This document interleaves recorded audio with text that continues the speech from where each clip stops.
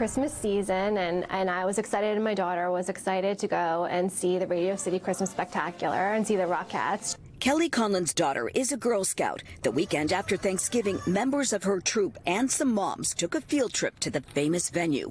But to MSG Entertainment, Conlon isn't just any mom. This is a photo of security guards approaching her inside the lobby. It was pretty simultaneous, I think, to me going through the metal detector that I heard that over a loudspeaker. I heard them say, "Woman with long dark hair and gray scarf." I was asked my name, and I was asked to provide my identification. Did they say something about facial recognition?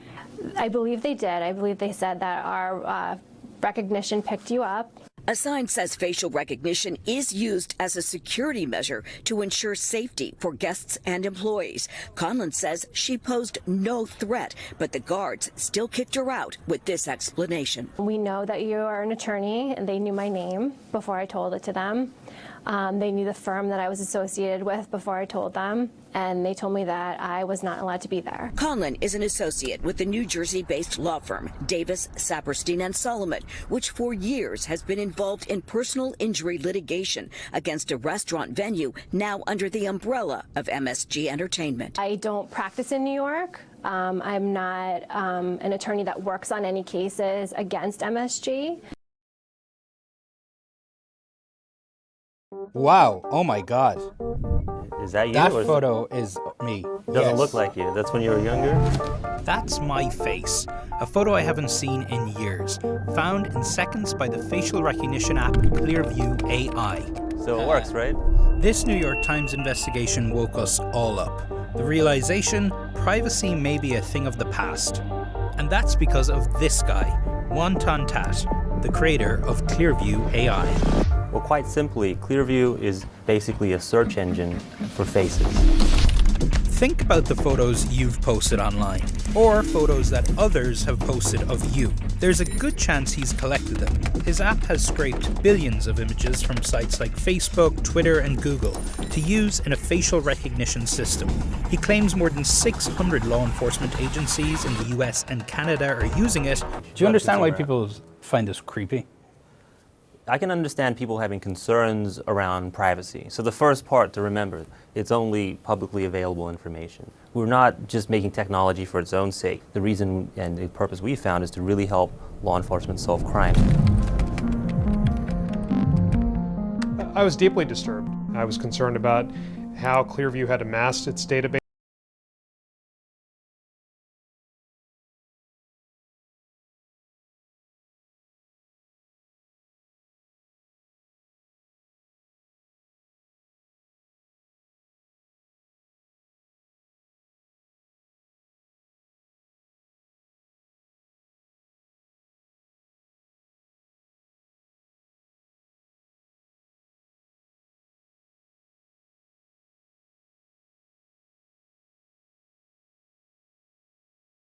Clearview app was used to get the name of the individual coming to the undercover location. We wanted to find out, well, does this person have firearms? Do they have a violent history? That's how that tool was used in that particular case. It wasn't used to develop the probable cause to arrest that person. It was used for law enforcement safety purposes. Are you concerned about taking a tool as powerful as that out of the hands of law enforcement? I'm not categorically opposed to the use of facial recognition technology. A facial recognition tool can be used properly if we understand how the database is created.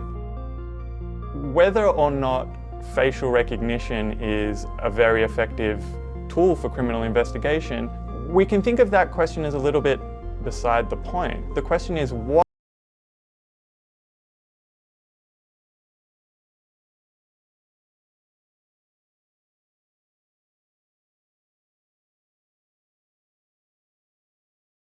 Ask my producer, Risha, to also run her face through this. Okay. Right. Do you have much social media? I'm out there. Let's see. So, you never had a demo fail. Let's see. You've never had a demo fail? So far. Oh, God. Wait, this is Instagram. Mm-hmm. I'm private on Instagram. Oh, that's someone else's Instagram. So, yeah, it's only publicly available. But that's mine, too. You were public for a while? I was public at one point, and then I went private. So, you know, those can... So if I go public... And that's my Instagram too, and I'm private now, but I was public at one point.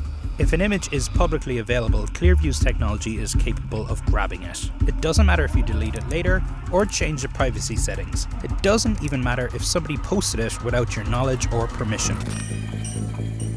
My dad doesn't have a Facebook account, but I've put photos of my dad up online. Is your view that by him consenting to get a photo taken, he has inadvertently consented to being in your database? Did you post it publicly? Yes. Yeah. And did you say, "Hey, Dad, I'm going to put this on"? No, probably not. Oh, interesting. But so that's on me then. Yeah. And it was also our view that it's for this use case. Say not your dad, but someone else was in the background of that photo, and that could lead to solving a crime. Then it's a good thing. What if it identifies the wrong person and that leads to a wrongful conviction? Are you worried about that? Yeah, we don't want that to happen at all. And so that's why the way it's currently used in all the law enforcement agencies around the US is to make sure it's just a lead. I haven't spoken with any law enforcement agencies who think that facial recognition IDs should be used as evidence in court. They're just interested in using it as an investigative tool, which I think also mitigates a little bit of the community concern. 인공지능 기반 IT 플랫폼 기업인 이곳은 최근 인공지능을 활용한 안면 인식 기술을 개발했는데요. 코와 입, 광대 등 얼굴의 3분의 2를 가린 마스크에다 이마까지 가린 모자를 쓰고 키오스크에 서는데요. 결과는 정확히 인식됩니다. 인식 결과를 알려주는 시간도 기존과 차이가 없습니다. 국미 위에 군림하는 것을 좋아하는 대한민국 경찰. 과연 대한민국 경찰들이 이 기술을 공정하게 사용할까요?